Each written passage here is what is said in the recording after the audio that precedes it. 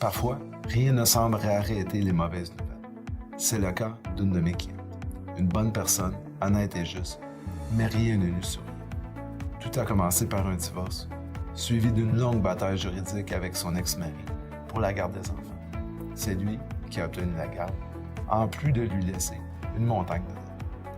Mais je dois aussi dire ceci de ma cliente. Elle n'abandonne jamais. Après le divorce, elle s'est reprise en main et a lancé une entreprise rentable. En fait, tout semblait bien aller. C'est alors que son médecin lui a annoncé ce que personne ne souhaite entendre. Vous êtes atteinte d'un cancer. Incapable de diriger son entreprise entre ses traitements et sa convalescence, elle a dû cesser ses activités et avoir recours à l'aide gouvernementale, aux cartes de crédit et aux emprunts. Ses dettes ont continué de grimper et elle a commencé à s'inquiéter de l'héritage qu'elle laisserait à ses enfants si le cancer l'emportait.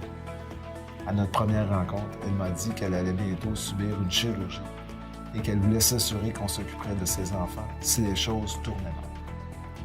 Je n'arrivais pas à m'imaginer ce qu'elle vit. Je savais que je ne pouvais pas régler tous ses problèmes, mais je me suis engagé, au moins, à l'aider à réaliser ce souhait. Ensemble, nous avons établi un plan. Selon elle, la faillite était sa meilleure option, car elle lui permettrait d'éliminer ses dettes, de se libérer de plusieurs actifs qu'elle détenait toujours avec son ex-mari et d'épargner pour vivre convenablement durant sa convalescence. Comme je l'ai mentionné, elle n'abandonne jamais. Son combat et sa détermination lui ont non seulement permis de guérir, mais aussi de se donner un avenir sans dette.